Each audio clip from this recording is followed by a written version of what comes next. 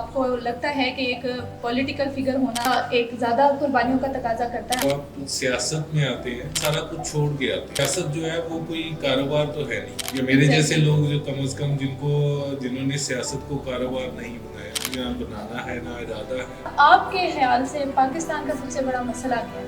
عدل و انصاف اگر اس معاشرے میں آ جائے گا تو آٹومیٹکلی ساری چیزیں ادارے جو ہیں اگر وہ عدل و انصاف کے ساتھ چل رہے ہیں, وہ اپنے لیمٹس میں چل رہے ہیں, انصاف مطلب آ جائے گا تو ساری چیزوں کو.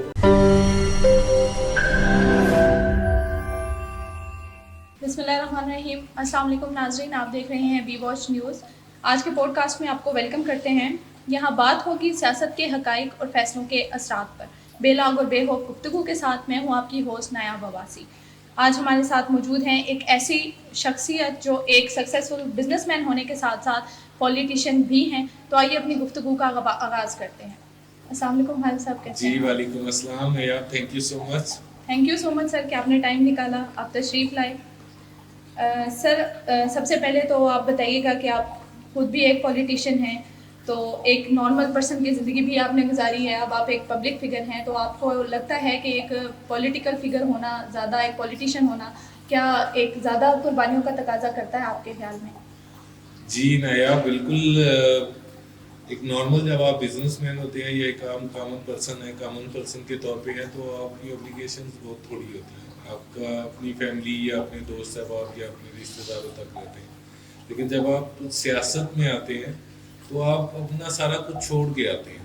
یہ انفارچونیٹلی بھی ہے, اور کیونکہ سیاست جو ہے وہ کوئی کاروبار تو ہے نہیں. یا میرے جیسے لوگ جو کم از کم جنہوں نے سیاست کو کاروبار نہیں بنایا, نہ بنانا ہے نہ ارادہ ہے, تو ان کے لیے تو یہ بہت سارا کہ انہیں سب سے پہلے تو اپنا کاروبار قربان کرنا پڑتا ہے, اپنی ذات قربان کرنی پڑتی ہے, اپنا کمفرٹ قربان کرنا پڑتا ہے, اپنی فیملی اور اپنے ریلیشن, پرسنل لائف بری طرح افیکٹ ہوتی ہے کہ آپ کے پاس ٹائم نہیں ہوتا. اور بزنس جو ہے وہ بھی بزنس ٹائم مانگتا ہے, فیملی ٹائم مانگتی ہے, اپنی ہیلتھ آپ کی بھی ٹائم مانگتی ہے. تینوں چیزیں ہی سیکریفائز کرنا پڑتی ہیں, تو یہ تو عام آدمی کی نسبت بالکل قربانی ہی قربانی, کافی مشکل ہو جاتا ہے پھر. ٹھیک ہے, اچھا سر بتائیے گا, پبلک کی طرف سے بھی کوشچن کیا جاتا ہے کہ کیا سیاست میں ایمانداری سے ترقی کرنا ممکن ہے؟ پاکستان کے حوالے سے بتائیے گا اسپیسیفکلی. اچھا, سب سے پہلے تو یہ ہے کہ اگین وہی بات کہ سیاست جو ہے اس کو اگر آپ کاروبار سمجھ کے کر رہے ہیں یا پھر اس کو آپ ایک جاب جس میں آپ گروتھ یا فیوچر گروتھ کے ساتھ چل رہے ہیں, تو پھر وہ سیاست تو نہیں ہوئی, پھر تو کچھ اور ہو جاتا ہے. سیاست کا مقصد تو ہے خدمت. بیسیکلی آپ اپنے معاشرے کے لیے, اپنے لوگوں کے لیے, اپنی دھرتی کے لیے کچھ کرنا چاہتے ہیں, تو وہ ہے سیاست. سیاست میں تو گین کچھ نہیں ہے, یہاں پہ تو صرف دینا ہے, ڈیلیور کرنا ہے.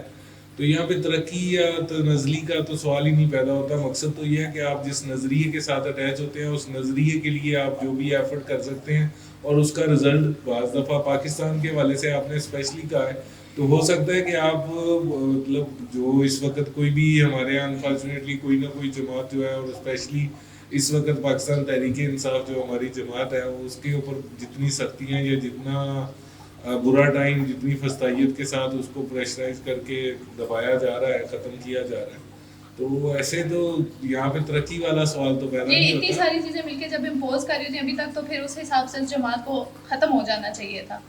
ہاں, لیکن یہ ان کے بس کی بات نہیں ہے نا. یہ تو ایک قانون فطرت ہے, نیچر ہے. فزکس میں بھی وہ کہتے ہیں کہ جس چیز کو جتنا زیادہ پریس کریں گے وہ اتنی زیادہ پاور چبھے گی, اور اب یہ ایک کامن چیز ہے جو ہر عام آدمی کو بھی پتا ہے. تو اب ان لوگوں کو نہیں سمجھ آ رہی تو کیا کیا جا سکتا. اچھا ٹھیک ہے. اچھا خالد صاحب بتائیے گا کہ سیاست میں آنے کے بعد آپ کی زندگی میں سب سے بڑی کیا تبدیلی آئی, کیا چیز تھی, کیا چینجز آئے, کیا کس ٹائم کو کس چیز کو مس کرتے ہیں؟ جیسے آپ نے پہلے بھی بتایا کہ پرسنل لائف بڑی بری طرح سے افیکٹ ہوتی ہے, تو اس طرح سے سب سے بڑا چینج کیا, پازیٹیو بھی بتائیں اور نیگیٹو بھی بتائیں کہ کیا چینجز آئے آپ کو لگتا ہے؟ پازیٹیو چینج یہ ہے کہ جب آپ کسی ایک مطلب پیشن کے ساتھ, ایک نظریے کے ساتھ سیاست میں آتے ہیں اور اس نظریے کو فالو کرتے ہیں, تو یہی پازیٹیوٹی ہے کہ آپ اپنا جو خواہش رکھتے ہیں, جو فیل کرتے ہیں, محسوس کرتے ہیں, جو آپ کو کچھ ڈیلیور کرنا چاہتے ہیں, تو اس پہ آپ جب کام کرتے ہیں تو وہ ایک پرسنل سیٹسفیکٹری ہوتا ہے.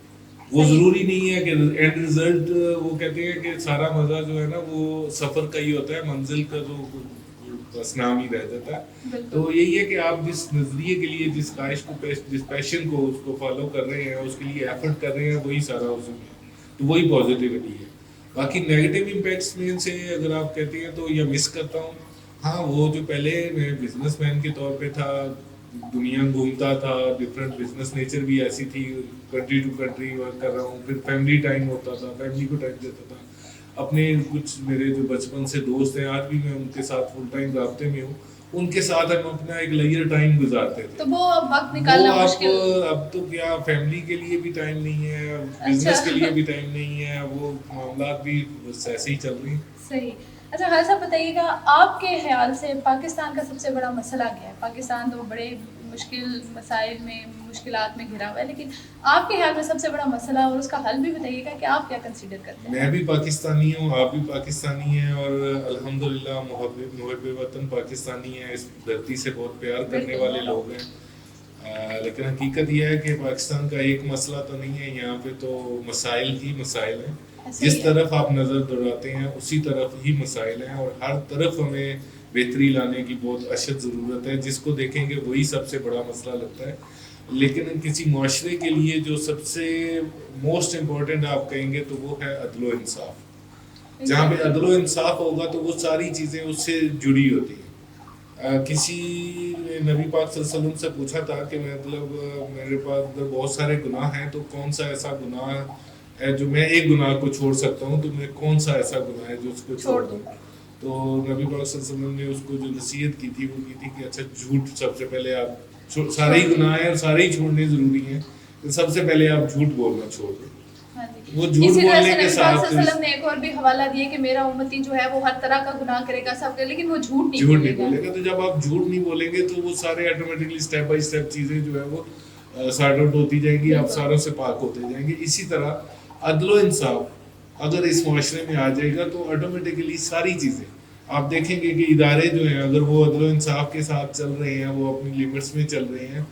آپ ایک گورنمنٹ امپلائیز ہیں, وہ اگر اس کو پتہ ہے کہ اگر میں غلط کروں گا, میں جس چیز کے لیے ہائر ہوا ہوں, جو تنخواہ لے رہا ہوں, جس کام کے لیے لے رہا ہوں, اس میں انصاف کے ساتھ کروں گا تو چیزیں ٹھیک ہونا شروع ہو جائیں گی. عام پبلک ہے وہ بھی اگر وہاں پہ بھی انصاف مطلب آ جائے گا تو ساری چیزوں کو مطلب ہمارا پاکستان سب سے بڑا مسئلہ عدل و انصاف ہے. اچھا خالد صاحب, اب اس حوالے سے بتائیے گا, آپ خود بھی ایک سیاستدان ہیں, تو آپ کے حوالے سے کہ مطلب آپ کو لگتا ہے کہ پاکستانی عوام کو سیاستدانوں کے اوپر بھروسہ کرنا چاہیے؟ بڑا مشکل سوال ہو گیا. بڑا مشکل سوال ہے جی. بدقسمتی ہے, لیکن یہ ہماری تاریخ ہے, مسلمانوں کی تاریخ کو اتنی بہت اچھی بھی ہے اور اس معاملے میں بہت بری بھی ہے انفارچونیٹلی, کہ غداری کے حوالے سے آپ کہیں گے تو ہماری تاریخ جو ہے آپ کوئی بھی پناہ کھولیں گے اس کا تو آپ کو کہیں نہ کہیں کوئی نہ کوئی غدار ملیں گے. تو اس میں وہ ہمیشہ لوگ جو تھے وہ تخت و تاج کے آس پاس سراؤنڈنگ میں ہی پائے جاتے تھے, تو اسی وجہ سے ہی ان کو موقع بھی دیا جاتا تھا اور ان کو موقع ملتا بھی تھا. تو آج بھی وہی ہے, لیکن الٹیمیٹلی سیاستدانوں پر ہی بھروسہ کرنا چاہیے اور سیاستدانوں نے ہی اس ملک کو آگے لے کے چلنا ہے, وہی ایک سلوشن ہے. صحیح. عوام کا حکومت پر عدم اعتماد کیوں بڑھ رہا ہے, اس کے حوالے سے بتائیں. عوام کا حکومت پر عدم اعتماد نہ بڑھے گا تو اور کیا ہوگا. مطلب یہ حکومت آپ دیکھتے ہیں کہ جو نگران حکومت آئی بیسیکلی وہ بھی ان کا ہی پارٹ 2 تھا اور وہی تھے اور آج بھی وہی ہیں.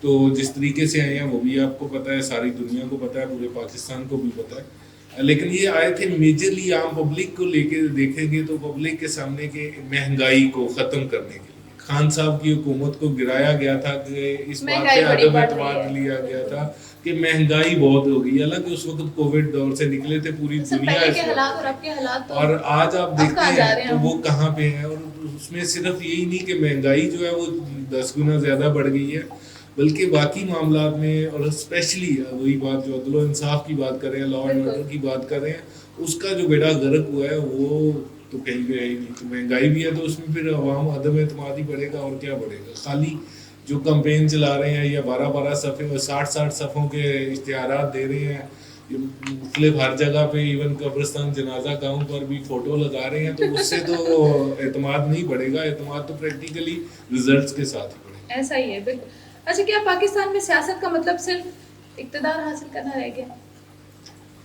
نہیں، سیاست کا مطلب تو کسی بھی جگہ پہ اقتدار حاصل کرنا نہیں کیونکہ ہوتا. پہلے تو سارے سیاستدان ہوتے ہیں بڑے وعدے کر رہے ہوتے ہیں، بڑی کمپینس چلا رہے ہوتے ہیں، بڑی بڑی باتیں کر رہے ہوتے ہیں، لیکن جب ان کے پاس اقتدار آ جاتا ہے، ان کے پاس جب کرسی آ جاتی ہے تو پھر تو ان کے تیور ہی بدل جاتے ہیں. تو اس حوالے سے بتائیں کہ کیا بس اس لیے سیاست کرتے ہیں کہ بس ایک دفعہ اقتدار ہاتھ میں آ جائے پھر تو بس دیکھ لیں گے؟